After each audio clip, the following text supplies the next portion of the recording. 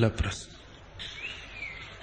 आपने बहुत बार कहा है कि तर्क और विवाद से कभी भी संवाद संभव नहीं होता, लेकिन शंकर ने अपने विश्व विजय की घोषणा की तथा विवाद और शास्त्रार्थ में सैकड़ों मनुष्यों को पराजित किया। हारने पर उन्हें शंकर का शिष्यत्व स्वीकार करना पड़ता था। कृपया समझाएं कि शंकर का यह कैसा शास्त्रार्थ था।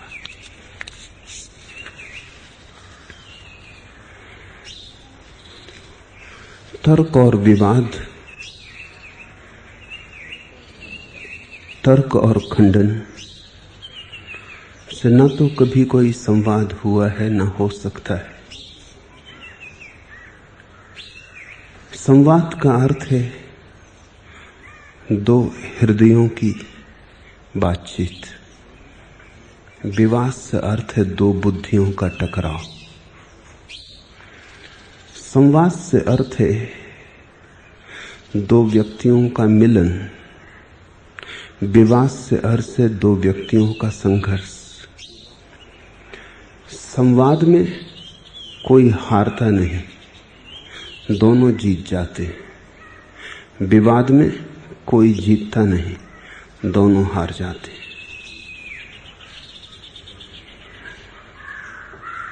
लेकिन मजबूरी थी और शंकर को विवाद करना पड़ा,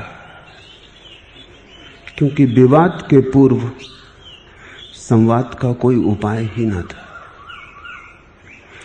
शंकर ने सत्य को समझाने के लिए विवाद नहीं किया, लेकिन लोग अपनी बुद्धियों में, अपने अहंकारों में, अपने पांडित्य में इस भांति भरे थे कि जब तक उनका पांडित्य तोड़ा ना जाए, उनकी बुद्धि पराजित न हो, वे धूल धूसरित होकर गिरे ना, तब तक वे हृदय की बात सुनने को राजी भी न थे। तो शंकर ने विवाद से उन्हें सत्य नहीं समझाया, विवाद से केवल उनके अहंकार को झुकाया। और जो झुकने को राजी हो जाए उससे फिर संवाद हो सकता है। शंकर का शास्त्रार्थ तो केवल निषेधात्मक था। वो तो एक लगे कांटे को दूसरे कांटे से निकालना था। तर्क से भरे हुए मन है, वे केवल तर्क की भाषा ही समझते हैं। पांडित्य से भरा हुआ मन केवल पांडित्य की भाषा समझता है। प्रेम की भाषा उसे सुनाई भी नहीं पड़ती। सुनाई भी पड़े तो उसमें कोई अर्थ नहीं मालूम होता। और मौन की भाषा का तो कोई सवाल ही नहीं। शंकर जब पैदा हुए तब इस देश का पांडित्य अपने शिखर पर था। उसी पांडित्य ने इस देश को बर्बाद भी किया।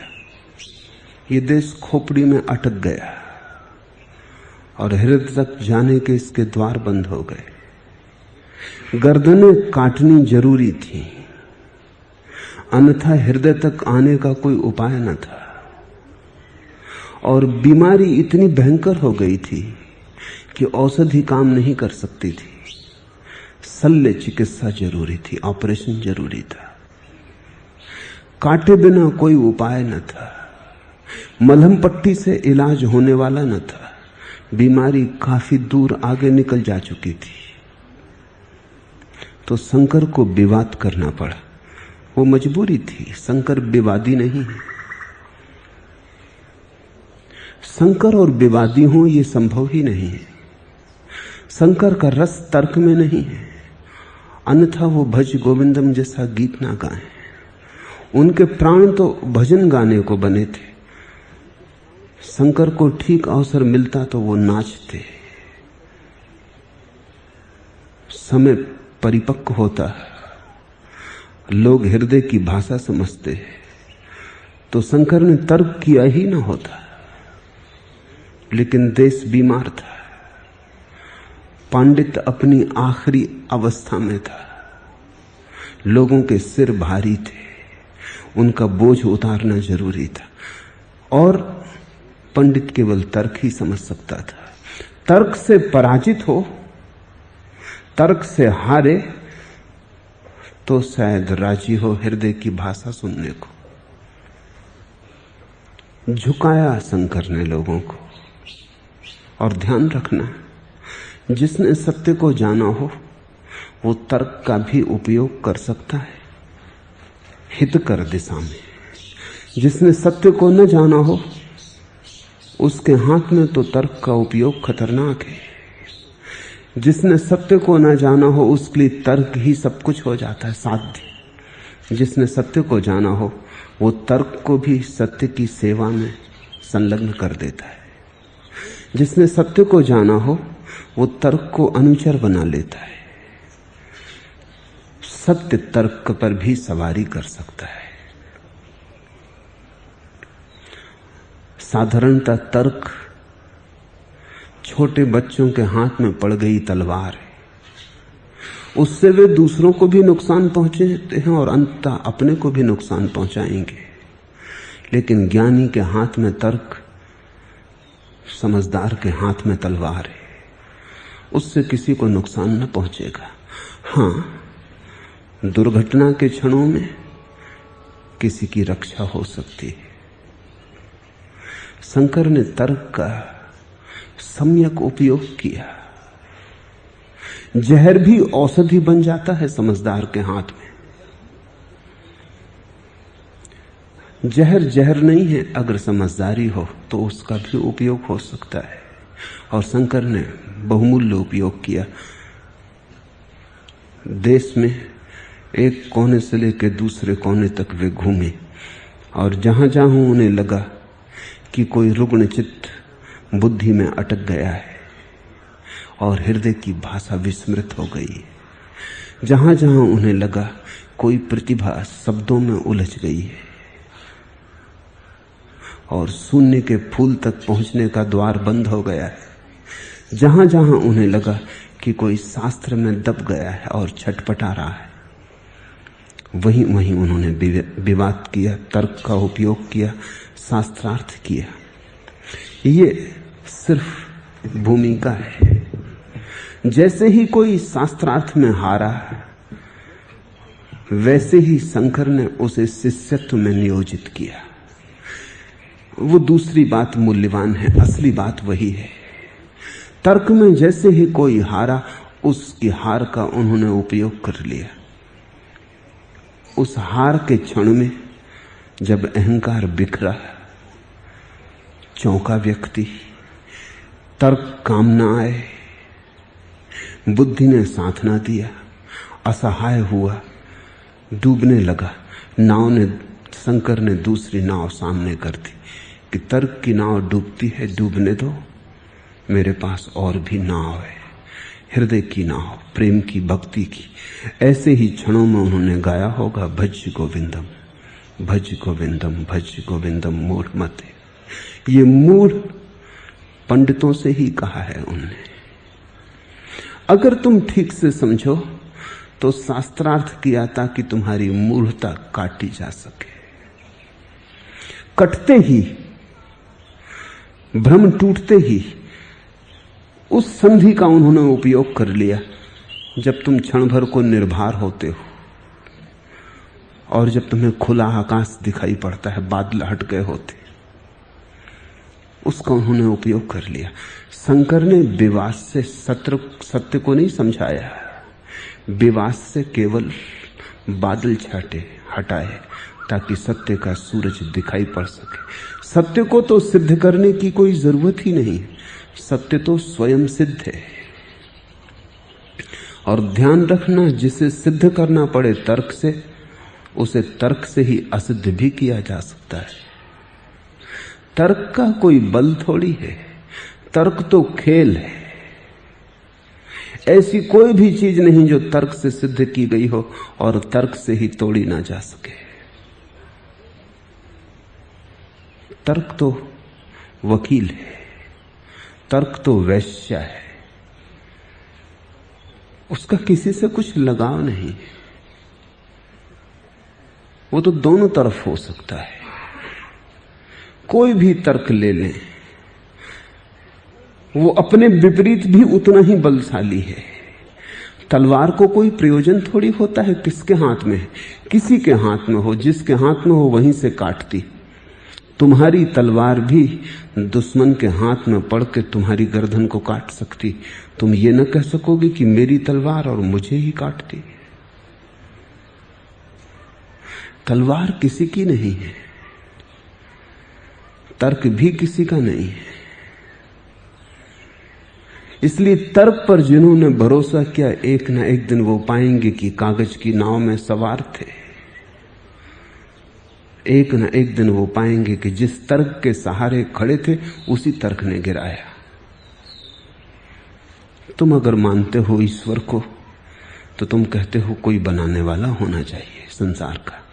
ये तुम्हारा तर्क है कि बिना बनाए संसार कैसे बनेगा। नास्तिक पूछता है परमात्मा को किसने बनाया, तर्क उसका भी वही है। तुम कहते हो बिना बने संसार कैसे बनेगा, इसलिए परमात्मा होना चाहिए। वो कहता है फिर परमात्मा को किसने बनाया, क्योंकि बिना बनाए परमात्मा भी कैसे हो सकता है।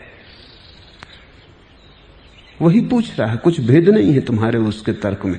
तुम आस्तिक मालूम पड़ते हो, वो नास्तिक मालूम पड़ता है। मेरे देखे दोनों समान है, क्योंकि दोनों का भरोसा एक ही तर्क पर है, और वो तर्क ये है कि कोई चीज बिना बनाए कैसे हो सकती। नास्तिक से तुम नाराज हो जाते, तुम कहते हो चुप रहो, परमात्मा को किसी ने भी नहीं बनाया। नास्तिक यही कहता है जब परमात्मा को किसी के बिना बनाए बनने की सुविधा है तो संसार को बिना बनाए बनने की सुविधा क्यों नहीं। तर्क वही है। नास्तिक आस्तिक में इसलिए कोई भी जीत नहीं पाता। जीतोगे कैसे, तुम दोनों के तर्क समान हैं। तर्क से कभी कुछ सिद्ध नहीं होता। जो है वो अतर्क है, जो है वो सिद्ध ही है, वो सेल्फ एविडेंट है, स्वयं सिद्ध है। लेकिन अगर तुम तर्क लेकर शंकर के पास जाओगे तो शंकर तुम्हारा तर्क काटने को तैयार है। शंकर जैसे तर्कनिष्ठ लोग कम ही हुए। तुम्हें ऐसे लोग तो मिल जाएंगे जिन्होंने परमात्मा को जाना, रामकृष्ण, लेकिन तुम्हें ऐसे लोग बहुत मुश्किल से मिलेंगे जिन्होंने परमात्मा को जाना और जो नास्तिक के तर्कों को भी तोड़ सकते हो। रामकृष्ण नास्तिक का तर्क नहीं तोड़ सकते। तर्क के जगत में उनकी कोई गति नहीं। वे सीधे शुद्ध भाव के व्यक्ति। विवेकानंद तोड़ सकते, लेकिन विवेकानंद का सत्य का कोई अनुभव नहीं। शंकर ऐसे हैं जैसे रामकृष्ण और विवेकानंद एक साथ, एक ही व्यक्तित्व में। उन्होंने जाना है जैसा रामकृष्ण ने जाना, और जो उन्होंने जाना है उसके पक्ष में वे सारे तर्क संयोजित कर सकते हैं जो विवेकानंद कर सकते हैं बिना जाने। शंकर जैसे व्यक्ति अनूठे हैं। पर ध्यान रखना, शंकर को समझने में भूल हो गई है। जिन पंडितों को तोड़ने में शंकर ने जीवन श्रम किया, उन्हीं पंडितों ने शंकर को भी पंडित समझ लिया है। वो पंडित यही कहे चले जाते हैं कि शंकर ने दिग्विजय की। शंकर सुनते होंगे तो हंसते होंगे। तर्क की जीत भी कोई जीत है। किसी को तर्क से हराना भी कोई हराना है, क्योंकि तर्क से हारा हुआ चुप हो जाता है, हारता नहीं है। ध्यान रखना, तुम किसी के सामने बड़े तर्क खड़े कर दो तो हो सकता है वो उतने बड़े तर्क न जुटा पाए, तो वो चुप हो जाता है। लेकिन वो भीतर भीतर कहता है ठहरो, खोजेंगे कोई उपाय। तर्क से हराना ऐसे ही है जैसे किसी की छाती पर तलवार रख दो और वो झुक जाए, लेकिन भीतर तो अड़ा ही रहेगा, प्रतीक्षा करेगा उचित अनुकूल समय की, जब तुम्हारी छाती पे तलवार रख दे। तलवार से हारा हुआ कहीं हारता है? सिर्फ प्रेम से हारा हुआ हारता है, क्योंकि जब तक भीतर न झुक जाए हृदय, तब तक सब झुकना व्यर्थ है। तो शंकर ने तर्क से तो केवल तर्क ही काटा। जो तर्क से जी रहे थे उनको तर्क से पराजित किया, लेकिन उस पराजय के क्षण में शंकर ने बता दिया कि तुम्हारे तर्क भी व्यर्थ हैं, मेरे भी व्यर्थ हैं। तुम्हें कांटा लगा था इसलिए मैंने कांटे से कांटा निकाल दिया। मेरा कांटा तुमसे ज्यादा मूल्यवान नहीं है, और भूल के भी मेरे कांटे को अपने घाव में मत रख लेना, अन्यथा यह भी उतनी ही पीड़ा देगा जितनी तुम्हारा कांटा दे रहा था। कांटा भी कोई मेरा तुम्हारा होता है, दोनों को फेंक दो। यही था उनका शिष्यत्व। बुद्धि से हट जाओ, भाव के निकट आओ। सत्य को खोजना है विचार करके नहीं, सत्य को खोजना है भावना से, सत्य को खोजना है तर्क शास्त्र सिद्धांत से नहीं, सत्य को खोजना है हृदय को खोलकर। हृदय का फूल जब खिलता है तो सत्य का सूर्य उस पर चमकता है। खिले हुए हृदय के फूल पर सत्य की किरणें नाचती हैं। शिष्यत्व का यही अर्थ था, लेकिन जो और तरह से न समझ सकते थे, शंकर ने उन्हें उनकी ही भाषा में समझाया। शंकर अनूठे व्यक्ति हैं, और अनूठे व्यक्तियों के संबंध में नासमझी बहुत आसान है, क्योंकि वे तुम्हारी समझ की सामान्य कोटियों के पार पड़ते। लोगों को लगा कि ये भी तार्किक है, महातार्किक है, लेकिन महातार्किक कहेगा भज गोविंदम, कि नाचो गाओ परमात्मा का गीत गाओ।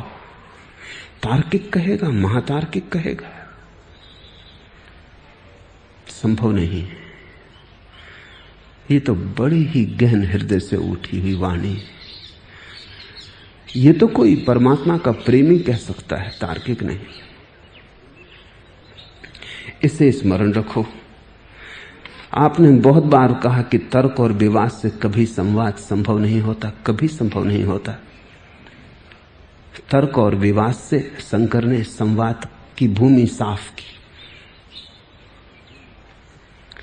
तुम विवाद से भरे थे, विवाद से गिराया। तुम तर्क से भरे थे, तर्क से तोड़ा। इसे केवल भूमि को साफ करना है, फिर भाव के भक्ति के बीज बोए। अनेक लोगों को यह विचार उठता रहा है कि शंकर विरोधाभासी है। विरोधाभासी नहीं। विरोधाभासी ऐसे ही लगते हैं जैसे कि तुम्हारे पड़ोस में कोई आदमी अपना मकान गिरा रहा हो, तो एक दिन तुम देखते हो कि वो मकान गिराने में लगा है। महीनों मेहनत करके मकान गिराता है, कूड़ा कबाड़ साफ करता है, भूमि तैयार करता है, फिर नींव भरता है और मकान उठाने लगता है। क्या तुम कहोगे ये आदमी विरोधाभासी? एक दिन मकान तोड़ता है, दूसरे दिन बनाता है। विरोधाभासी तो है, लेकिन क्या तुम कहोगे ये विरोधाभासी है? नहीं, तुम जानते हो, क्योंकि नया मकान बनाना हो तो पुराना गिराना पड़ता है। इस विरोध में भी विरोध नहीं है। पुराने मकान को गिरा के ही नया मकान बन सकता है। शंकर विरोधाभासी नहीं है, तर्क से जूझ रहे हैं, और जब पुराना मकान गिर जाता है तो निमंत्रण दिया है नाचने का। तुम कहोगे ये विरोधाभासी, पहले विचार और तर्क की बात करता था, अब नाचने और भाव की बात। नहीं, तर्क से केवल पुराने को गिराया था, भाव से नए को बना रहे। तर्क से जमीन साफ की थी, भाव के बीज बो रहे। कुछ विरोध नहीं है। लेकिन शंकर ने अपने विश्व विजय की घोषणा की, और यह घोषणा भी शंकर ने नहीं की। ये घोषणा उन्होंने की जो शंकर के पीछे थे, लेकिन शंकर को समझ नहीं पाए। पीछे होने से ही कोई समझ नहीं लेता। किसी के भी पीछे चलना बहुत आसान है, अनुयायी होना बहुत कठिन है। पीछे चलने में भी कोई बड़ी कला है। पीछे तो तुम किसी के भी चल सकते हो, अनुकरण में कोई कला नहीं है। अनुगमन आसान है, लेकिन वस्तुतः किसी को समझ लेना और उस समझ के अनुरूप अपने जीवन को विकसित करना बहुत कठिन है। तो जो शंकर के पीछे चले, उन्होंने घोषणा की है शंकर के विश्व विजय की, वो अब भी कर रहे हैं। शंकराचार्य पुरी के अब भी कर रहे हैं, करपात्री अब भी कर रहे हैं। वो अब भी कहे जाते हैं कि शंकर ने सारी दुनिया को हरा दिया। पुरी के शंकराचार्य अब भी कहे चले जाते हैं कि वो जगत गुरु हैं। शंकर की वो घोषणा नहीं है, क्योंकि शंकर तो भली भांति जानते हैं कि तर्क से न कभी कोई जीतता है और न कभी कोई हारता है। तर्क से केवल इतना ही सिद्ध होता है कि दूसरे का तर्क तुमसे कमजोर था, तुम थोड़े ज्यादा कुशल हो, लेकिन दूसरा कल ज्यादा कुशल होकर आ सकता है। तर्क की जीत कोई जीत नहीं। शंकर भली भांति जानते कि तर्क की जीत कोई जीत नहीं है, जीत का धोखा है। और शंकर की चेष्टा भी नहीं है कि वो तर्क से किसी को जीत लें। उनकी चेष्टा तो बड़ी अनूठी, लेकिन वो अनूठी चेष्टा जो पीछे चल रहे हैं उन्हें दिखाई नहीं पड़ेगी। उन्हें तो इतनी दिखाई पड़ता है कि देखो एक आदमी को और हराया। वो जो पीछे चल रहे हैं वो तो अहंकार की भाषा समझते हैं। वो ये नहीं देख रहे कि शंकर ने एक आदमी को हराया नहीं, एक आदमी को और जिताया, एक आदमी को हृदय के मार्ग पर लगाया। एक आदमी तर्क में डूबा डूबा हार रहा था, उसे उबारा और उसे जीत का मार्ग दिया। अब जीतेगा यह आदमी। इसलिए तो जिन्होंने, जैसे कुमारिल भट्ट ने, जो शंकर से हारे और शिष्य हो गए। कुमारिल भट्ट दुख और पीड़ा में शिष्य नहीं हुए। कुमारिल भट्ट अगर हार के शिष्य होते तो भीतर दंश रह जाता। कुमारिल भट्ट को अगर पराजय प्रतीत होती तो वो पराजय का बदला लेने की कोई चेष्टा करते नहीं। कुमारिल उतने ही तर्कनिष्ठ थे जैसे शंकर।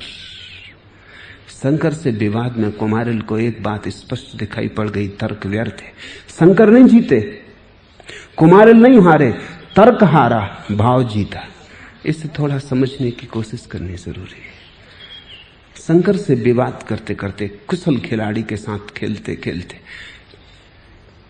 कुमारिल को साफ दिख गया कि जिन चीजों पर मैंने बहुत भरोसा कर लिया था वो हवा के झोंके में गिर जाती। इसका यह अर्थ नहीं कि उन्होंने शंकर का तर्क स्वीकार कर लिया। शंकर की कुशलता यही है कि विवाद में उन्होंने दिखा दिया कि तुम्हारे तर्क भी व्यर्थ है, मेरे तर्क भी व्यर्थ है। तर्क गिर गया।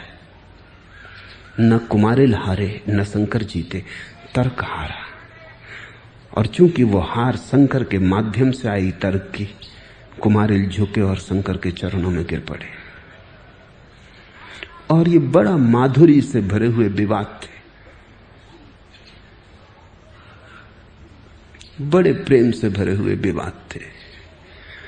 कहीं कोई लेस मात्र भी कटुता न थी।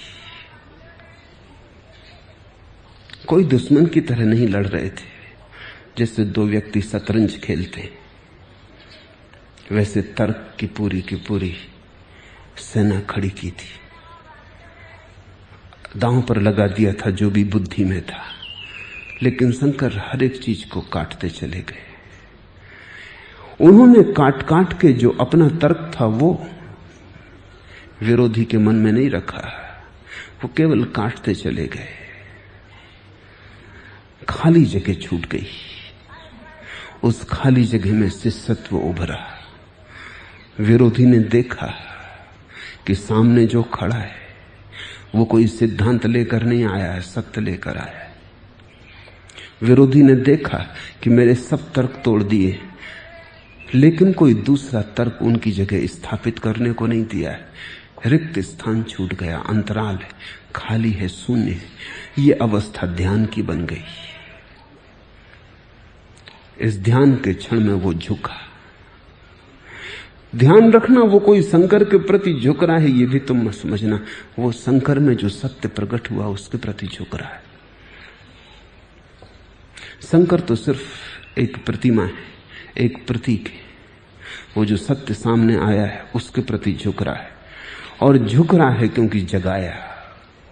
झुक रहा है इसलिए नहीं कि हराया, झुक रहा है क्योंकि जगाया। लेकिन जो पीछे खड़े उन्होंने देखा कि हार गया, झुक गया।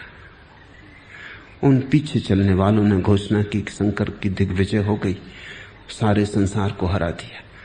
इन नासमझों के कारण शंकर की प्रतिमा भ्रष्ट हो गई। शंकर का वो जो आविर्भाव था, जो अनूठा भाव था, वो खो गया। एक साधारण परंपरा, एक सड़ी संकीर्ण गलिहारा बन गया। वो जो विराट पथ था खुले आकाश का, वो खुलापन न रहा। इसलिए तुम पाओगे कि अगर शंकर को मानने वाला सन्यासी तर्कनिष्ठ है तो वो कभी भज गोविंदम इस तरह की बातों में नहीं पड़ेगा। ऐसे लोग हैं जो कहते हैं कि भज गोविंदम जैसे गीत शंकर के नाम पर दूसरों ने लिखे, शंकर के नहीं, क्योंकि शंकर और ऐसे गीत लिखेंगे। मीरा लिखे समझ में आता है, चैतन्य कहें समझ में आता है, शंकर तर्क की ऐसी प्रखर धारा, वो ऐसे भक्ति के गीत गाए, संभव नहीं। वो कहते हैं ये सब दूसरों के द्वारा मिश्रित कर दिए गए।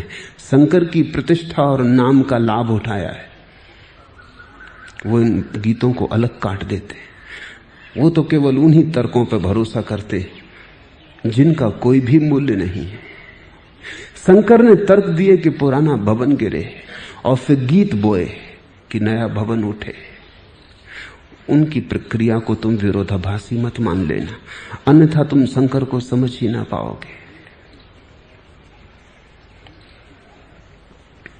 शंकर ने अपने विश्व विजय की घोषणा कभी नहीं की। जानने वाले महत्वाकांक्षी नहीं होते, जानने वाले अहंकारी नहीं होते। ये विजय की घोषणाएं बड़ी बचकानी, ये छोटे छोटे बच्चों की बातें। यहां कौन जीतने को है, कौन हारने को है? शंकर को दिखाई पड़ता है एक ही परमात्मा है, अनेकता भ्रम है, एकता सत्य। कौन जीतेगा, कौन हारेगा? हारेगा तो भी परमात्मा हारेगा, जीतेगा तो भी परमात्मा जीतेगा। जब वही जीत रहा है और वही हार रहा है तो विश्व विजय की घोषणा कौन करेगा? नहीं, शंकर ऐसी भूल नहीं कर सकते, और की हो तो शंकर दो कौड़ी के, फिर कोई मूल्य नहीं रह जाता। शंकर ने जगाया है, हराया नहीं। और विवाद और शास्त्रार्थ में सैकड़ों मनीषियों को पराजित किया नहीं, सैकड़ों मनीषियों को मनीषी बनाया। उसके पहले तक झूठी मनीषा से उलझे थे, खोटे सिक्के को संभाले बैठे थे। असली सिक्का दिखाया। स्वभाव था असली सिक्का दिख जाए तो खोटा खोटा हो जाता है, और कोई उपाय भी नहीं खोटे को खोटा करने का। अगर तुम हाथ में एक खोटा सिक्का लिए बैठे हो तो क्या उपाय है समझाने का कि ये खोटा है? असली चाहिए, असली की तुलना में ही खोटा हो सकेगा। शंकर ने असली प्रकट किया, उसके प्रागट्य में खोटा खोटा हो गया। ये विवाद पश्चिम में चलते विवादों जैसे नहीं थे। ये विवाद आज पूरब में भी जो विवाद चलते हैं ऐसे विवाद न थे। ये विवाद बड़ी मधुरिमा से भरे थे। ये विवाद बड़े सत्यान्वेषणियों के विवाद थे। विवाद दो तरह से हो सकता है। एक तो तुम जो कहते हो वो सही है क्योंकि तुम कहते हो, तुम और गलत हो सकते हो। जो कहते हो उसका बहुत मूल्य नहीं है, तुमने कहा है इसलिए सही होना ही चाहिए। तब विवाद व्यर्थ विवाद है। लेकिन तुम सत्य की जिज्ञासा करते हो, तुम ये नहीं कहते कि मैंने जो कहा है वो सत्य होना चाहिए। तुम कहते हो अब तक मैंने जैसा जाना है उसमें मुझे ये सत्य मालूम पड़ता है। मैं तैयार हूं, अगर और जानने को आगे कुछ हो तो मैं खुला हूं, बंद नहीं हो गया हूं। निर्णय ले नहीं लिया है, लेकिन अब तक जो भी मैंने खोजा है उसमें ये मुझे सत्यतर मालूम होता है। मैं तैयार हूं बदले जाने को, रूपांतरित होने को, जो मैं जानता हूं उसे छोड़ने को। अगर सत्य मेरे सामने प्रकट हो तो उसे अंगीकार करने की मेरी पूरी तैयारी है। तब विवाद भी सत्योन्मुख हो जाता है, तब विवाद भी एक प्रक्रिया बन जाती। पूरब ने इस विवाद का उपयोग किया था, हजारों साल की परंपरा थी तब ऐसा हो पाया था। हजारों साल तक मनीषी विचार किए, विवाद किए, सत्यान्वेषण के लिए। सत्य पा लिया है ऐसा नहीं, सत्य की खोज कर रहे हैं ऐसा। और जब किसी ने तुम्हारे असत्य को दिखा दिया तो इतना साहस रखा कि उसके चरणों में झुके, क्योंकि सत्य की खोज थी। तो जिसने भी दिखाया वही गुरु। इसलिए शंकर से जो हारे वो शिष्य हो गए। शिष्यत्व का अर्थ ही इतना है कि हम जहां तक गए थे वहां तुम एक कदम आगे ले गए। जहां तक हमारी आंखें देखती थी तुमने हमें और आगे का दर्शन कराया। जहां तक हम पहुंच सकते थे तुमने अपने कंधों पर हमें उठा लिया और दूर तक का आकाश दिखाया। सत्यान्वेषण बड़ी और बात है, और सत्यान्वेषण पर दृष्टि हो तो विवाद का भी उपयोग हो सकता है। इसलिए मैं कहता हूं जहर भी औषधि हो सकती है। पश्चिम में भी विवाद चलते रहे, लेकिन उन विवादों में पूरब का मजा नहीं। वहां लड़ने वाले लड़ते ही रहे हैं, वे कभी किसी के शिष्य नहीं बने। वे विवाद करते रहे, हारे हों कि जीते हों, प्रत्येक अपना राग अलापता रहा है। कोई तय नहीं कर पाया कि कौन जीता कौन हारा। ये भी थोड़े सोचने जैसी बात है। शंकर मंडला पहुंचे। मंडन मिस्र का नगर था। मंडन के नाम पर ही मंडला का नाम है।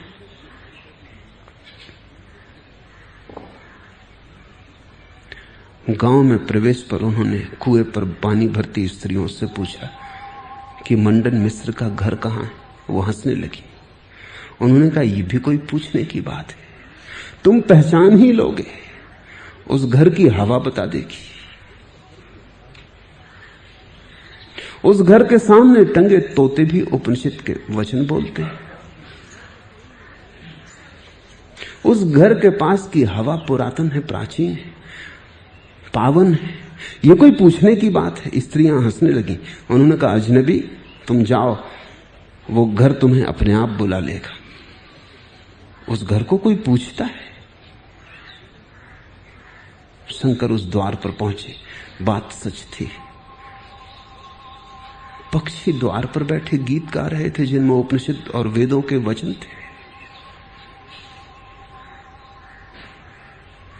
शंकर भीतर गए और उन्होंने निमंत्रण दिया। मंडन ख्यातिलब्ध व्यक्ति थे, शंकर से उम्र में बड़े थे,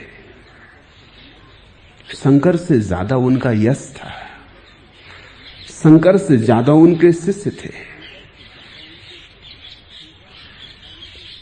शंकर ने निमंत्रण दिया कि मैं विवाद के लिए आया हूं, सत्यान्वेषण के लिए आपसे जूझना चाहता हूं। स्वागत हुआ, घर में ठहराए गए। ये कोई दुश्मन तो न था।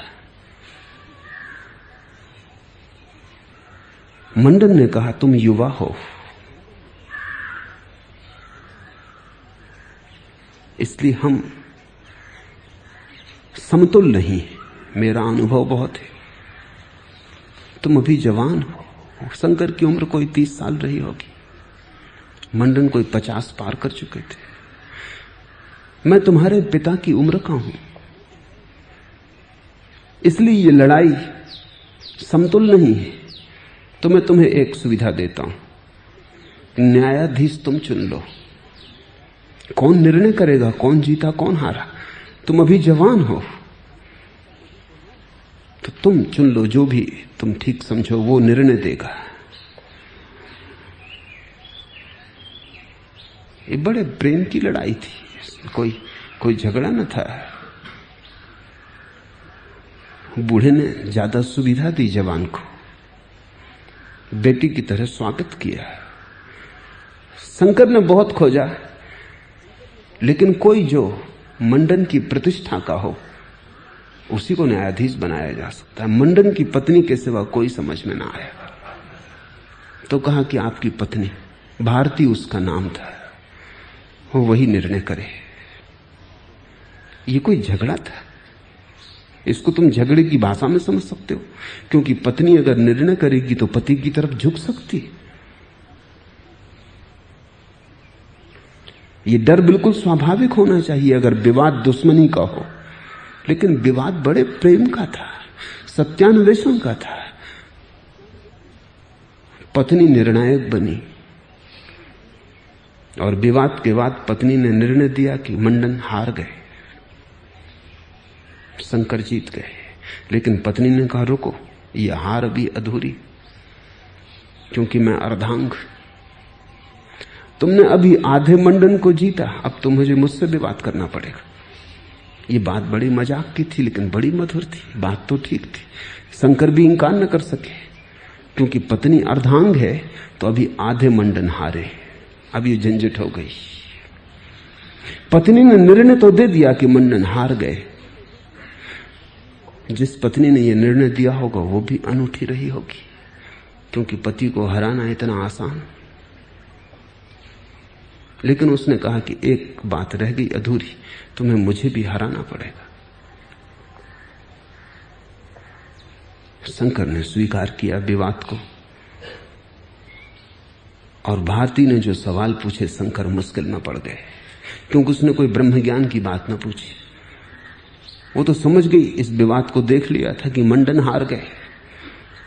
ये युवा दिखाई युवा पड़ता है, ये सनातन पुरातन मालूम होता है, ये तो सनातन पुरुष है। ब्रह्म की बात करनी फिजूल है, उसमें तो मंडन को हार तो उसने देख ही लिया था। और मंडन निश्चित ही भारती से ज्यादा जानते थे। भारती इसलिए तो उनके प्रेम में पड़ी थी, उनकी पत्नी बनी थी, उनके चरणों की सेवा की थी। उनको हारते देख के तो साफ ही हो गया था। उसने प्रश्न पूछे काम वासना के संबंध में। शंकर युवा है, 30 साल उनकी उम्र है, अविवाहित है, मुश्किल में डाल दिया।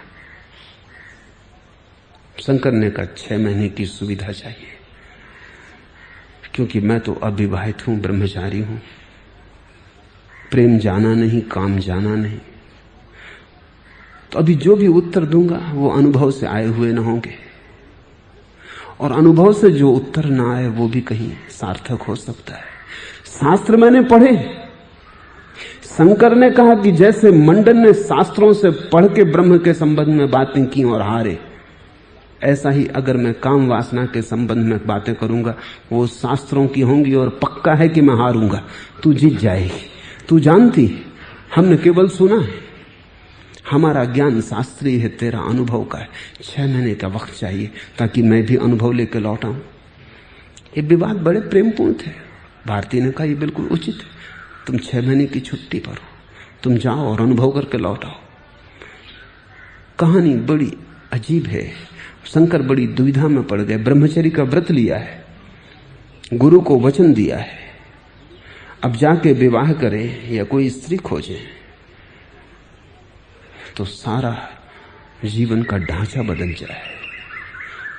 तो कथा कहती है कि शंकर ने शरीर को छोड़ा और एक मृतक की देह में प्रविष्ट हुए। एक राजा मर रहा था, उसके प्राण निकले और शंकर प्रविष्ट हुए। 6 महीने उसकी देह में रहकर उन्होंने शरीर और काम वासना का अर्थ समझा। जब 6 महीने बाद वो वापस लौटे तो भारती ने उनकी तरफ देखा और कहा विवाद की कोई जरूरत नहीं, तुम जान के ही आए हो, बात खत्म हो गई, मुझे भी अपना शिष्य स्वीकार कर लो। ये कोई दुश्मनी की बातें न थी, ये बड़े प्रेम में, बड़े गहन सहानुभूति में, एक दूसरे के प्रति अपार श्रद्धा, अपार भाव से हुई घटनाएं थी। मंडन और भारती शंकर के शिष्य हो गए। शंकर ने किसी मनीषी को पराजित किया ऐसा नहीं, मनुष्यों को मनीषा दी। वो जो हारे हुए बैठे थे उन्हें जगाया और चेताया। जिनके घर में अंधेरा था उनके घरों में रोशनी की। इसलिए जो उनके चरणों में झुका वो हार के नहीं झुका, हारने की पीड़ा वहां न थी। अहोभाव से झुका, धन्यवाद से झुका, गहन अनुकंपा के भाव से झुका।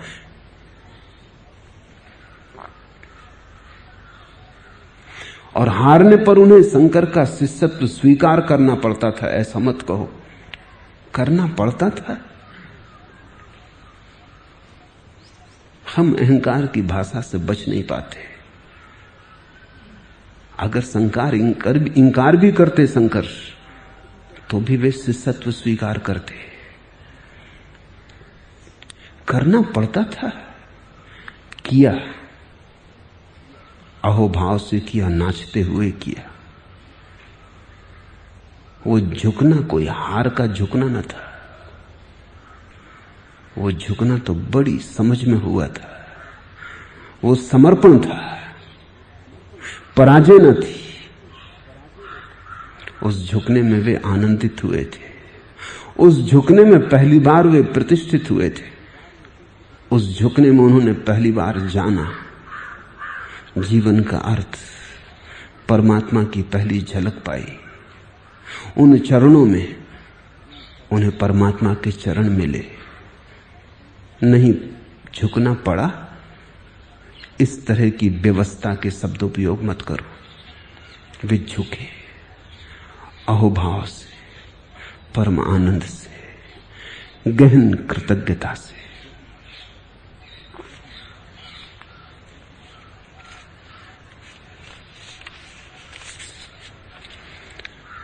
दूसरा प्रश्न, साधारण जन के पतन की बात तो समझ में आती है, लेकिन त्याग, वैराग्य, तप और साधना के पथ पर चलने वाला व्यक्ति भी जो कि मंजिल के करीब पहुंच चुका है, क्यों कर उसका पतन की खाई में गिरना संभव हो पाता है? साधारण जन तो पतित हो ही नहीं सकता, गिरेगा कहां? समतल भूमि पर चलने वाला गिरेगा भी तो गिरेगा कहां? पहाड़ों के शिखरों पर जो चढ़ने की कोशिश करता है वही गिर सकता है। गिरने के लिए पर्वत शिखर चाहिए, और पर्वत शिखरों के पास छिपी हुई खाइयां हैं, खड्डे। समतल भूमि पर राजपथ पर चलने वाला गिरेगा भी तो क्या गिरेगा? गिरा ही हुआ है। साधारण जन कभी पतित नहीं होता, क्योंकि अब और पतित होने को जगह कहां। इसलिए तुम जब पूछते हो कि साधारण जन के पतन की बात तो समझ में आती, तब तुम समझे नहीं। साधारण जन का पतन कैसे होगा? साधारण जन तो जीता ही उस बिंदु पर है जिसके नीचे और पतन संभव नहीं। वो तो 0 डिग्री पर जीता ही है। वो तो आखिरी जगह जीता ही है। खाई खड्ड को ही उसने घर बनाया है। सिर्फ गिरते हैं असाधारण जन, जो शिखर पर चढ़ने का अभियान करते, जो ऊंचाइयों पर जाने का प्रयत्न करते, जो स्वीकार करते हैं चुनौती ऊंचाई की, जो खाई में रहने को राजी नहीं होते, और जो कहते हैं जब तक हम स्वर्ण मंडित शिखरों को न पालें तब तक जीवन व्यर्थ है। जो खाई के अंधेरे में सरकने को घर बनाने को राजी नहीं होते, जो कहते हैं हम तो पंख खोलेंगे और उड़ेंगे आकाश में, दूर की यात्रा पर जो जाते हैं, जितनी दूर की यात्रा उतना ही खतरा पतन का। हमारे पास एक शब्द है योग भ्रष्ट। तुमने कभी भोग भ्रष्ट शब्द सुना? भोग भ्रष्ट का कोई अर्थ ही नहीं होता। योग भ्रष्ट सार्थक है। योग भ्रष्ट का अर्थ है ऊंचाई पर चढ़ने की कोशिश की थी, चूक गए। चूकने का खतरा सदा साथ है। शायद उसी डर से तो बहुत से लोग ऊंचाई पर चढ़ने की कोशिश नहीं करते, अपने को समझा लेते हैं, खाई खड्ड को ही ऊंचाई मानने लगते हैं, ऊंचाई की बात ही भूल जाते हैं, शिखरों की तरफ देखते ही नहीं, क्योंकि उनके देखने से चुनौती मिल सकती है। मैंने सुना है कि जिन देशों में पक्षी दूर से, पहाड़ी पक्षी, जंगली पक्षी दूर की यात्रा करके आते हैं, जब वे आते हैं तो घरेलू पक्षी, पले पुसे पक्षियों में भी चुनौती सवार हो जाती। जैसे यूरोप के दक्षिण भागों में बतखें आती हैं साइबेरिया से उड़कर, शीतकाल काटने। जब शीतकाल पूरा हो जाता तो बतखें वापस जाती, लेकिन घरों में पली हुई बतखें भी हैं। वो भी कभी पीढ़ियों दर पीढ़ी पहले जंगली थी, वो भी मुक्त थी। जब ये पहाड़ी और जंगली बतखें वापस लौटने लगती हैं, झुंड के झुंड आकाश में उड़ते, तब खेतों खलिहानों में बैठी बतखें भी तड़फड़ाती, वो भी पंख फैलाती, वो भी 10-5 फीट उड़ने की चेष्टा करती हैं और गिर गिर जाती। उनके पंख अब समर्थ नहीं रहे, लेकिन जब पहाड़ी पक्षियों को उड़ते देखती हैं, अपने ही जैसे पक्षियों को उड़ते देखती हैं, तो उनके प्राणों में भी कोई चुनौती समा जाती, कोई अभियान, कोई अनजाना देश उन्हें भी याद आ जाता है, कोई आकाश की ऊंचाई। उनके छोटे छोटे मनों में भी दूर साइबेरिया का खुला आकाश एक चोट करता है।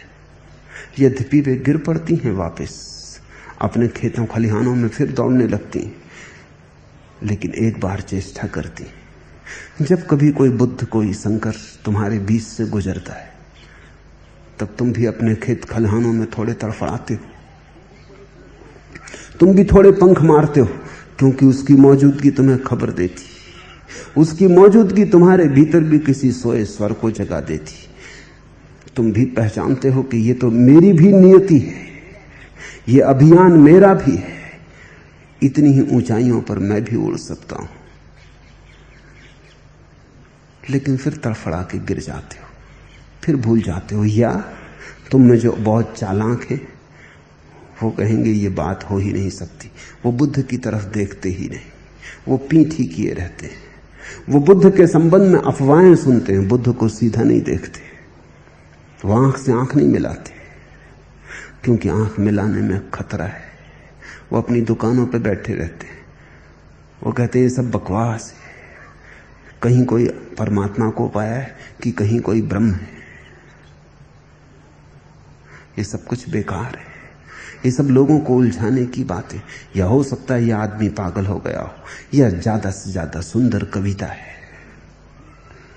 वे स्वीकार नहीं कर सकते कि ऐसे पहाड़ हैं, ऐसी ऊंचाइयां हैं, ऐसे हिम शिखर हैं, ऐसे स्वच्छ और कुंवारे जहां कोई कभी नहीं पहुंचा, अछूते,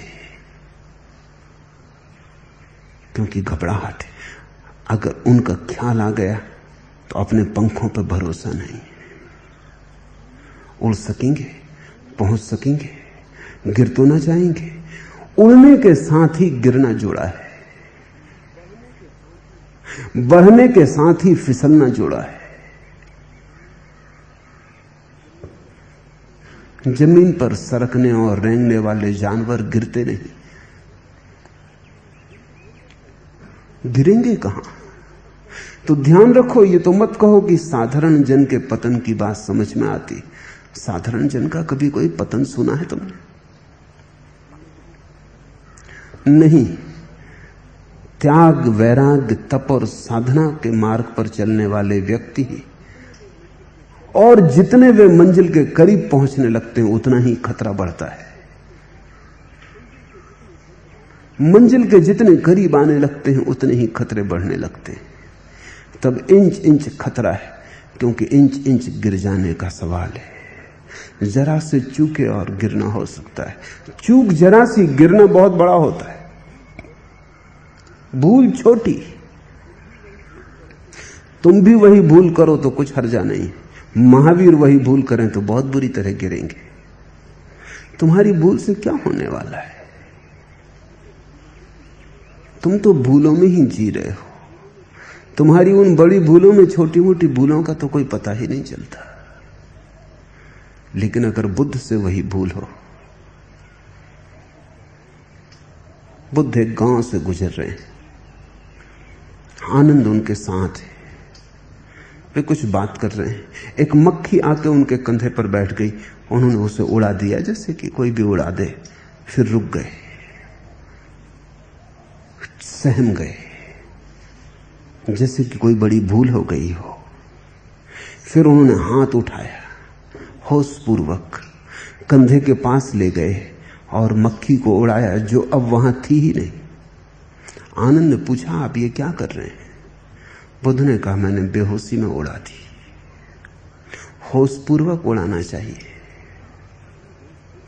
मक्खी भी होशपूर्वक उड़ानी चाहिए, क्योंकि अगर मक्खी उड़ाने में बेहोशी हो सकती तो किसी और चीज में भी हो सकती।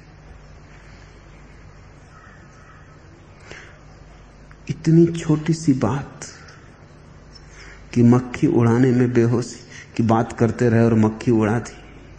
अब इसमें भूल भी क्या हो गई थी? न तो मक्खी मर गई, न कोई हिंसा हो गई, न कुछ हुआ। इसमें क्या चिंता की बात है? लेकिन चिंता की बात बुद्ध को है। इतनी सी कालख भी उनकी शुभ्र चादर पर बहुत कालख हो जाएगी। तुम्हारी काली चादर पर कुछ भी पता ना चलेगा। इसलिए तो लोग ऐसे कपड़े खरीदते हैं जो गंदे हो जाएं तो पता ना चले। सफेद कपड़े पर तो कालख तत्क्षण दिखाई पड़ती। बुद्ध की सफेद चादर पर तो जरा सी भी कालख दिखाई पड़ जाएगी। मक्खी भी होशपूर्वक उड़ानी है।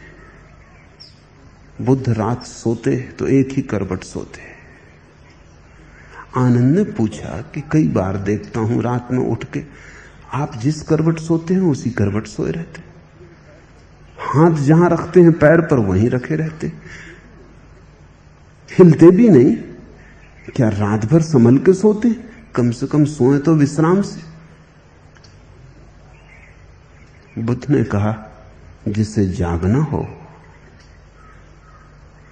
फिर सोना कहां? होशपूर्वक ही सोना है, जागते हुए ही सोना है। भीतर कोई जागता ही रहे, क्योंकि भीतर अगर जागरण खोया सपने शुरू हो जाते, और अगर भीतर सपने चलें तो दिन में विचार चलेंगे। रात में अगर जागना ना रहा तो दिन में भी जागना असंभव है, क्योंकि जागना तो स्वाभाविक हो जाना चाहिए। रात हो कि दिन, सोना हो कि जागना, लेकिन जागना जारी रहे, उसकी अंतर्धारा बन जाए। तो रात भी होशपूर्वक सोते हैं, हाथ जहां रखा है वहीं रखे रहते हैं। नींद में भी बेहोशी को पकड़ने नहीं देते। अगर नींद में भी बेहोशी पकड़ जाए तो बुद्ध इसको गिरना समझेंगे। जितना तुम करीब आओगे मंजिल के, उतना ही खतरा बढ़ता जाता है। गौरी शंकर के करीब जितना पहुंचोगे उतना ही खतरा बढ़ता जाता। ऊंचाई बढ़ गई और शिखर छोटा होने लगा, संकीर्ण होने लगा। ठीक गौरी शंकर पर तो एक ही आदमी खड़ा हो पाता है, इतनी ही जगह। अभी जो जापानी महिलाओं का दल गौरी शंकर पर गया, उसके बाद चीन ने दावा किया कि हमारा भी एक दल वहां पहुंचा 2 दिन पहले, और दल में 7 यात्री थे, 7 गौरी शंकर पर पहुंचे। तो जापानी महिलाओं ने इस बात का इंकार किया, क्योंकि वहां 7 आदमी एक साथ खड़े ही नहीं हो सकते। शिखर छोटा होता जाता है। तो ये तो तुम्हारा साधारण गौरी शंकर है। बुद्धों के गौरी शंकर की क्या कहोगे? वहां तो इतनी संकीर्ण जगह हो जाती कि तुम अकेले भी खड़े नहीं हो सकते। तुम्हारा अहंकार भी बचेगा तो जगह से गिर जाओगे। वहां तो तुम भी शून्य हो जाओगे तो ही खड़े हो पाओगे। उस पूर्णता के शिखर पर केवल शून्य ही टिक सकता है। जरा सा अहंकार, जरा सी अस्मिता और पतन हो जाए। इसे स्मरण रखो, जितना बढ़ते हो उतना गिरने का खतरा लेते हो। लेकिन ये चुनौती स्वीकार करने जैसी है। इसी से तो तुम्हारी गरिमा प्रकट होगी, इसी से तो तुम महिमावान बनोगे। गिरने का डर है, कोई हर्जा नहीं। 1000 बार गिरना भी पड़े तो भी कोई हर्जा नहीं। शिखरों को छूना ही, क्योंकि जब तक तुम छू न लोगे तब तक कोई तृप्ति संभव नहीं है। जब तक तुम परमात्मा को अपने भीतर न पालोगे तब तक तुम कुछ और पालो, तुम भिखारी ही रहोगे। तुम्हारी तृप्ति ना होगी, संतुष्टि ना होगी। सुख असंभव है जब तक कि तुम वह न हो जाओ जो कि तुम अंततः हो सकते हो। जब तक कि तुम्हारा पूरा भविष्य वर्तमान न बन जाए, जब तक कि तुम्हारे सब फूल खिल न जाएं, एक भी अनखिला फूल न रह जाए, तब तक तुम आनंद को उपलब्ध न हो सकोगे। इसलिए आनंद के लिए हमारा एक शब्द है प्रफुल्लता। प्रफुल्लता का अर्थ है फूल का पूरा खिल जाना। उस पूरे खिलाव में ही आनंद है। उस रत्ती भर कम पर भी राजी मत होना, अन्यथा तुम दुखी रहोगे और नरक में रहोगे। साधारण जन गिरने से बच जाता है, लेकिन जीता अंधेरे में, पीड़ा में, दुख में। गिरने का खतरा मोल लो। दुख में सड़ने की बजाय सुख की एक झलक भी बहुमूल्य है। जमीन पर सरकने की बजाय आकाश में एक बार का उड़ना भी पर्याप्त तृप्तिदायी है। तुम्हें एक बार भी तुम आकाश में उड़ लो तो अपने पंखों पर भरोसा आ जाए। निश्चित ही बहुत बार गिरना होगा, बहुत बार उठना होगा, लेकिन हर गिरना एक शिक्षण है और हर उठना नया बल है। जितनी बार तुम गिरोगे उतनी ही गिरने की संभावना कम होती जाएगी, क्योंकि तुम उठने में कुशल होते जाओगे। लंबी यात्रा है और परमात्मा मंजिल है। छोटे से राजी मत हो जाना, जल्दी संतुष्ट मत हो जाना। राह के किनारे बैठ के आंख बंद मत कर लेना और सोचने मत लगना कि मंजिल आ गई। बहुतों ने यही किया है, क्योंकि यात्रा कष्टपूर्ण है, सुविधापूर्ण है। राह के किनारे बैठ जाना, चलने में तपश्चर्या है, श्रम है, खून पसीना बनेगा, अपने को दांव पर लगाना पड़ेगा। जीवन एक जुआ है, उसमें जो बड़े जुआरी हैं वही परमात्मा तक पहुंच पाते।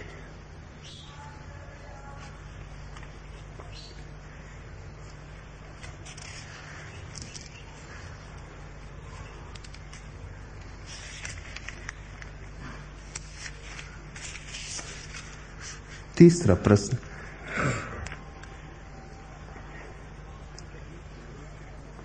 तथाकथित सन्यासी धर्म के नाम पर दुकानदारी करते हैं और आपने अपने सन्यासियों को अपनी अपनी दुकानें चालू रखने को कहा है, यह विरोधाभास जैसा है। कृपया इसे स्पष्ट करें। जरा भी विरोधाभास नहीं है।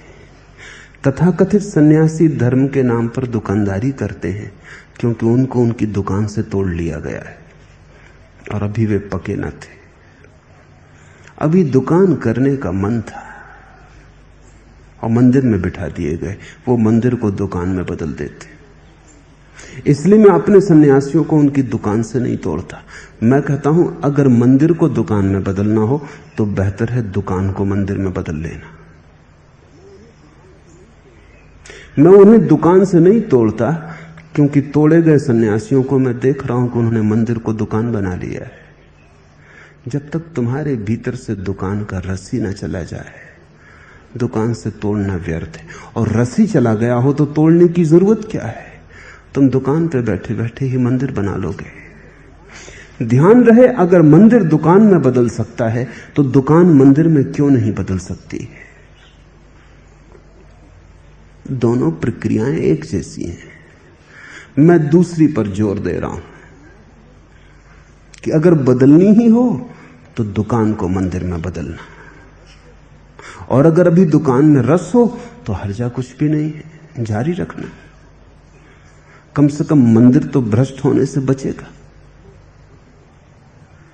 मैं चाहता हूं तुम परिपक्व हो जाओ। तुम जहां हो वहीं परिपक्वता आ जाए, और परिपक्वता मूल चीज है, बाकी तो सब ठीक है।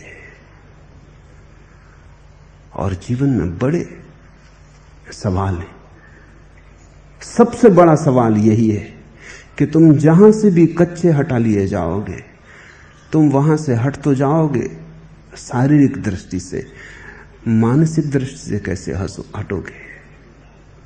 और मन में जो तुम रस ले जाओगे वो रस तुम्हारे साथ रहेगा, और तुम जहां भी रहोगे वो रस अपने संसार को फिर खड़ा कर लेगा। बीज तुम्हारी वासना में है, तुम्हारी परिस्थिति में नहीं, तुम्हारी मनस्थिति में। संन्यास आंतरिक क्रांति है। वो इस बात की उद्घोषणा है कि मैं भीतर अपने को अब बदलूंगा। और मैं मानता हूं कि जितनी सुविधा बाजार में है बदलने की, उतनी हिमालय पर नहीं। क्योंकि बाजार में प्रतिपल मौके जहां चुनौती है, और बाजार में प्रतिपल अवसर है जहां गिरने की सुविधा है, और बाजार में प्रतिपल संघर्ष है जहां तुम ज्यादा देर अपने को धोखा नहीं दे सकते। बाजार दर्पण है। हर आदमी जिससे तुम मिलते हो तुम्हारे भीतर तुम्हारे किसी मन के कोने को रोशन कर देता है। इसे थोड़ा समझो। बहुत सी बातें तुम्हें अपने संबंध में कभी पता ही ना चलेंगी अगर तुम लोगों से ना मिलो। समझो कि गाली देने वाला तुम्हें कभी मिले ही ना, तो तुम्हें अपने भीतर के क्रोध का पता ना चलेगा। कैसे पता चलेगा? गाली देने वाला तुम्हें कभी मिले ही ना, अपमान करने वाला कभी मिले ही ना, तो तुम यही समझोगे कि तुम अक्रोधी हो।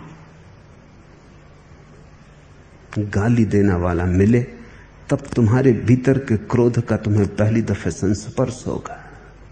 तो गाली देने वाले ने तुम्हारे आत्मदर्शन में सहायता दी। उसने तुम्हारे एक पहलू को रोशन किया। तुम्हारा एक अंधेरा हिस्सा दबा पड़ा था, उसे जगाया। उसने तुम्हें बताया कि तुम्हारे भीतर क्रोध है। उसने तुम्हें स्वयं को समझने के लिए सुविधा दी। जंगल में भाग गए सन्यासी की सुविधाएं खो जाती। न कोई गाली देता, न कोई सम्मान करता, न कोई धन का प्रलोभन देता, कोई कुछ मौका नहीं देता। वो अकेला पड़ा रह जाता है। आत्मदर्शन कठिन हो जाता है। संसार में आत्मदर्शन का उपाय नहीं तो परमात्मा ने जंगल ही जंगल बनाए होते और एक एक आदमी को एक एक जंगल दिया होता। परमात्मा तुमसे थोड़ा ज्यादा समझदार है, इतना तो मानोगे। परमात्मा की सुनो, महात्माओं से बचो। महात्मा कोशिश कर रहे हैं परमात्मा से भी ज्यादा समझदार होने की। वो ज्यादा चालाकी दिखला रहे हैं। वो कहते हैं हम जंगल में चले जाएंगे, वहीं साधना करेंगे। साधना संसार में है, जंगल में तो साधना का सवाल ही नहीं है। जंगल में तो तुम सड़ोगे, साधना क्या करोगे? साधना यहां है जहां प्रतिपल कांटे हैं और कांटों के बीच दिन तुम चलना सीख लो। और कांटों के बीच तो चलो और कांटे चुभे ना, बस उसी दिन तुम समझ लेना अब तुम योग्य हुए जंगल जाने के। अब जाना हो तो चले जाओ, फिर मैं तुम्हें रोकता नहीं। लेकिन फिर तुम खुद ही कहोगे अब जंगल जाने की जरूरत भी क्या है, यही भीड़ में जंगल हो गया है। अगर तुम्हारे भीतर प्रौढ़ता आ जाए, प्रज्ञा का जन्म हो, और कैसे होगा जन्म? संघर्षण से होता है। प्रतिपल जीवन की चुनौतियों को स्वीकार करने से होता है, हारने गिरने उठने से होता है। 1000 बार गाली दी जाएगी तुम क्रोधित होगे, एक बार तो ऐसा क्षण पाओगे जब गाली दी जाएगी और तुम क्रोधित न होगे। 1000 बार के अनुभव से तुम्हें समझ में आ जाएगा अपने को जलाना व्यर्थ है। क्रोध कोई दूसरा, गाली कोई दूसरा दे रहा है, दंड अपने को देना व्यर्थ है। एक दिन तो ऐसा आएगा कि कोई दूसरा गाली देगा और तुम्हारे भीतर क्रोध ना होगा। उसी दिन तुम्हारे भीतर एक कांटा फूल बन गया, आदमी तुम दूसरे हो गए। उस दिन तुम्हें जो शांति मिलेगी कोई जंगल नहीं दे सकता। जंगल की शांति मुर्दा है। अगर यहां गालियों के बीच तुम शांत हो गए तो तुम्हारी शांति में एक जीवंतता होगी। जंगल की शांति मरघट जैसी है, सन्नाटा है क्योंकि वहां कोई है ही नहीं, वो नकारात्मक है। संसार में अगर तुम शांत हो जाओ तो विधायक है। जंगल की शांति मरने जैसी है, संसार की शांति बड़ी जीवंत है। और मैं तुमसे कहता हूं परमात्मा को पाना हो तो तुम भागना मत। भगोड़ों से परमात्मा का कभी कोई संबंध नहीं जुड़ता। कायरों से संबंध जुड़ भी कैसे सकता है? चुनौती स्वीकार करने वाला साहस चाहिए।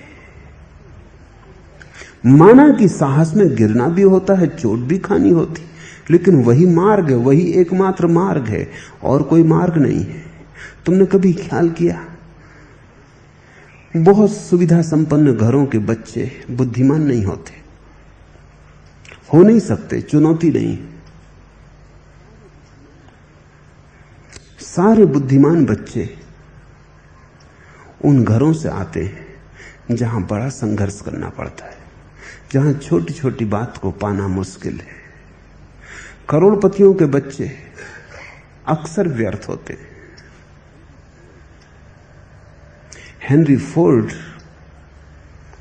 अपने लड़कों को सड़क पर जूता पॉलिश करने भिजवाता था। वो कहता था अपने जेब का खर्च तुम खुद ही पैदा करो। दुनिया का सबसे बड़ा अरबपति, पड़ोसियों ने भी उससे कहा कि जाति ही तुम क्या करवा रहे हो? उसने कहा कि मैंने खुद जूते पॉलिश कर कर के पैसा कमाया है। जो मेरे जमाने में धनपति थे भीख मांग रहे, मैं भिखमंगा था, मैं आज दुनिया का सबसे बड़ा करोड़पति हो गया हूं। मैं अपने बच्चों को भिखमंगा नहीं बनाना चाहता, इसलिए उन्हें जूते पर पॉलिश करने सड़क पर भेजता हूं। वो आदमी होशियार था, वो आदमी कुशल था। धनपतियों के बच्चे अक्सर मुर्दा हो जाते, गोबर गणेश हो जाते। उनको खोदो तो गोबर ही गोबर पाओगे, गणेश कहीं भी ना मिलेंगे। क्योंकि जीवन की चुनौती नहीं, संघर्षण नहीं है। अगर बहुत सुरक्षा मिले और कोई संघर्ष ना हो तो रीढ़ टूट जाती। रीढ़ बनती ही संघर्ष में। जितना तुम संघर्ष लेते हो उतनी ही रीढ़ पैदा होती, उतने ही तुम मजबूत होते हो। संसार से भागने को मैं नहीं कहता, मैं संसार से जागने को कहता हूं। संन्यास भगोड़ापन नहीं है, संन्यास महान संघर्ष है जागरण का। और जहां चुनौती है वहां से हट मत जाना। हां, जब तक चुनौती का काम ही पूरा ना हो जाए तब तक तो टिके ही रहना, और जल्दी ही काम पूरा हो सकता है। अगर भागने की वृत्ति ना हो तो जल्दी ही जागना हो सकता है, क्योंकि वही शक्ति जो भागने में लगती है वही जागने में लग जाती है। मैं तुमसे उस शांति को नहीं कहता जो मरघट पर है, मैं तुमसे उस शांति को कहता हूं जो श्रम से अर्जित की जाती, मर के नहीं, जो महान रूप से जीवंत होकर उपलब्ध होती, विधायक।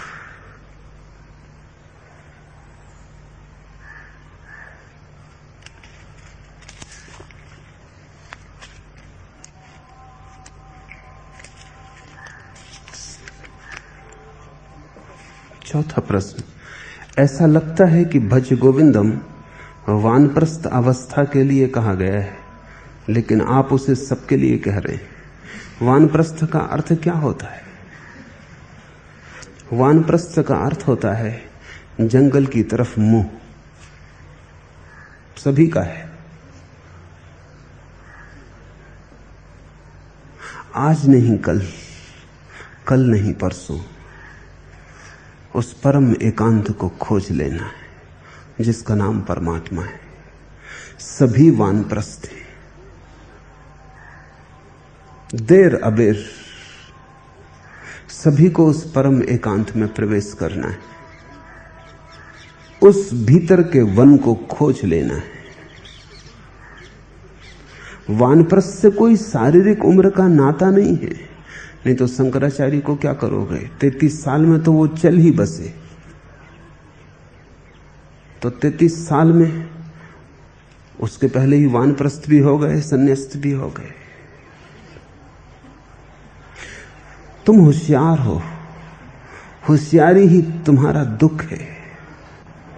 तुम चालाक हो, तुम कहते हो ये तो बूढ़ों के लिए है, वानप्रस्थ के लिए, जब यानी संसार में कुछ करने योग्य बचेगा ही नहीं, कि जब लोग ही तुम्हें जबरदस्ती रिटायर कर देंगे, तुम चिल्लाते ही रहोगे कि अभी कहां भेज रहे हो, और लोग ही तुम्हारी अर्थी बांधने लगेंगे, तब तुम सोचते हो कि भज गोविंदम करोगे। लोग मरते दम तक भी छोड़ना नहीं चाहते, मर के भी नहीं छोड़ना चाहते। लंदन में एक मेडिकल कॉलेज जिसमें एक आदमी की लाश रखी, 200 साल पहले उस आदमी ने कॉलेज को दान दिया था, और दान के साथ वो ये शर्त कर गया कि जब तक जिंदा रहूंगा तब तक तो ट्रस्टियों की बोर्ड की अध्यक्षता करूंगा ही, मरने के बाद भी। तो जब भी ट्रस्टियों की बोर्ड की अध्यक्षता होती है, उसकी लाश चेयरमैन की जगह बैठी रहती। अभी भी मर के भी नहीं लोग वानप्रस्थ होते। तुम तो जिंदा की पूछ रहे हो, वो अभी भी प्रिसाइड करता है, अभी भी अध्यक्ष वो ही रहता है, और अभी भी ट्रस्टियों को खड़े होकर कहना पड़ता है अध्यक्ष महोदय, तब वो दूसरों से कुछ कहता है। वो ट्रस्ट डीड है, उसको बदला भी नहीं जा सकता, वो कानूनन उसका हक है। लाश में से सब निकाल दिया गया, भूसा भर दिया गया है, लेकिन बैठे, भूसा भरा है लेकिन पद को पकड़े हुए। वानप्रस्थ तो तुम होने ही नहीं चाहते, वो तो मन में बड़ी पीड़ा लगती, वानप्रस्थ संन्यास्त, ये सब आखिरी बातें अंत में कर लेंगे। अंत में जिसने करना चाहा वो कभी ना कर पाएगा। अभी जिसने करना चाहा वही कर सकता है। अभी के अतिरिक्त कोई समय भी नहीं है। और छोटी छोटी बातें बाधा डाल देती। कल ही एक मित्र ने आके कहा, सन्यास लेके गए थे, पत्नी गेरुआ वस्त्र नहीं पहनने देती, माला नहीं पहनने देती, और वो राजी हो गए। उनकी हालत देख के मैंने भी कहा कि अब ठीक है, अब जब पत्नी से हार गए तब और किससे जीतने की तुम सोचते हो?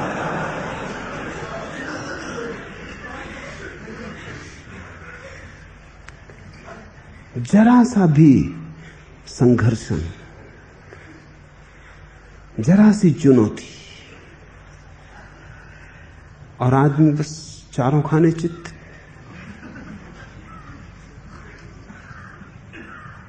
मैं तुमसे कह रहा हूं कि अभी समय है, और केवल अभी समय है। समय किसी और ढंग में आता ही नहीं। अगर तुम इस क्षण का उपयोग कर सको और तुम्हारी चेतना वन की तरफ उन्मुख हो सके, वन तो प्रतीक है, एकांत की तरफ उन्मुख हो सके, परमात्मा की तरफ उन्मुख हो सके, तो सन्यास का फल लगेगा। वानप्रस्थ तैयारी है सन्यास्त होने की। संसार की तरफ पीठ हो जाए, संसार में धीरे धीरे रस खो जाए, सुखों की दुख संसार का बराबर मालूम होने लगे, जीतो की हारो कोई फर्क ना रह जाए, तुम वानप्रस्थ हो गए। इसका शारीरिक उम्र से कोई भी संबंध नहीं है, इसका तुम्हारी मानसिक प्रौढ़ता से संबंध है। ये मानसिक उम्र की बात है। कई लोग हैं जो 80 वर्ष की उम्र में भी मानसिक उम्र उनकी 8-10 साल से ज्यादा नहीं होती। और कभी कभी ऐसा भी होता है कि 8-10 साल के बच्चे में भी 80 साल की मानसिक उम्र होती। ये तो चेतना की त्वरा और तीव्रता पर निर्भर है। शंकराचार्य ने 10 वर्ष की उम्र में जो वचन बोले वो लोग 100 वर्ष की उम्र में नहीं बोल पाते। शंकराचार्य ने 10 वर्ष की उम्र में उपनिषदों की जो परिभाषा की वो 100 वर्ष का आदमी भी नहीं कर पाता। ये तो त्वरा की बात है, तीव्रता की बात है, सघनता की बात है। अपने प्राण को पूरा जगाओ और अपनी पूरी शक्ति को उंडेल दो, तो तुम पाओगे इसी क्षण वानप्रस्थ हो गया, इसी क्षण संन्यास्त हो गया। लेकिन अगर तुम भागते रहे और बचते रहे और टालते रहे और स्थगित करते रहे कि कल देख लेंगे, आज सिनेमा देख लें, कल मंदिर हो आएंगे, अगर स्थगित ही करना हो तो सिनेमा को कर दो, बुढ़ापे में देख लेना, सिनेमा ही है, बुढ़ापे में देख लेना। लेकिन परमात्मा को तुम बुढ़ापे के लिए स्थगित कर रहे हो। जवानी तुम संसार को देते हो, बुढ़ापा परमात्मा को। तुम्हारे देने से पता चलता है कि मूल्य किसका है। जवानी तुम व्यर्थ को देते हो और बुढ़ापा परमात्मा को। जब शक्ति होती है तब तुम गलत करते हो, और जब शक्ति नहीं होती तब तुम कहते हो कि अच्छा करेंगे, अब करने का ही कुछ नहीं बचता, तब तुम कहते हो अच्छा करेंगे। जब मरने लगते हो तब तुम कहते हो समर्पण, और जब तक तुम पकड़ सकते थे तब तक तुमने कभी समर्पण की बात ना सोची। तुम किसे धोखा दे रहे हो? इसलिए तो शंकर कहते हैं आंख के अंधे। तुम किसे धोखा दे रहे हो? जब तक शक्ति है तब तक करो स्मरण, क्योंकि स्मरण के लिए महाशक्ति की जरूरत है। उससे बड़ा कोई कृत्य नहीं है। वो तुम्हारी समग्रता को मांगता है, वो तुम्हारे रोए रोए श्वास श्वास को मांगता है। जब तुम हाथ पैर जीर्ण जर्जर हो जाएंगे लाठी टेक के चलने लगोगे, आंख में दिखाई ना पड़ेगा, तब तुम स्मरण करोगे, तब तुमसे गोविंद की आवाज भी ना निकलेगी, तब तुम्हारा कंठ भी अवरुद्ध हो गया होगा, तब तुम कहोगे भी मुर्दा मुर्दा, वो परमात्मा तक पहुंचेगा। त्वरा चाहिए, बाढ़ चाहिए, जीवन की पूरी ऊर्जा को दांव पर लगा देने की हिम्मत, तैयारी चाहिए। वो आज ही हो सकता है। जिस दिन तुम्हें समझ आ जाए उसी दिन वानप्रस्थ।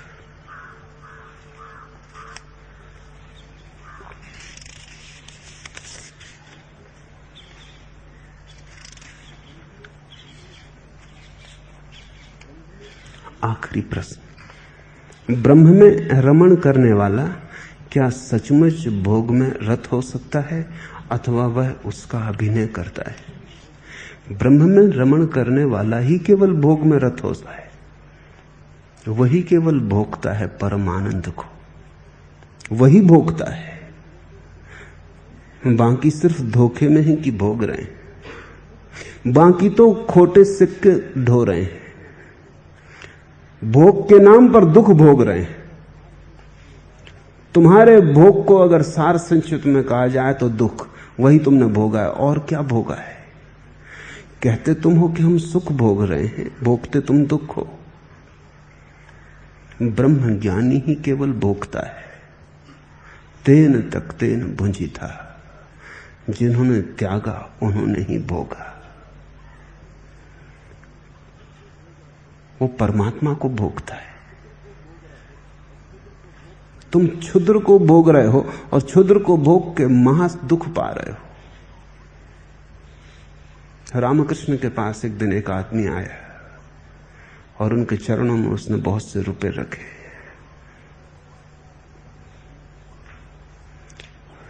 रामकृष्ण ने कहा, ले जा भाई।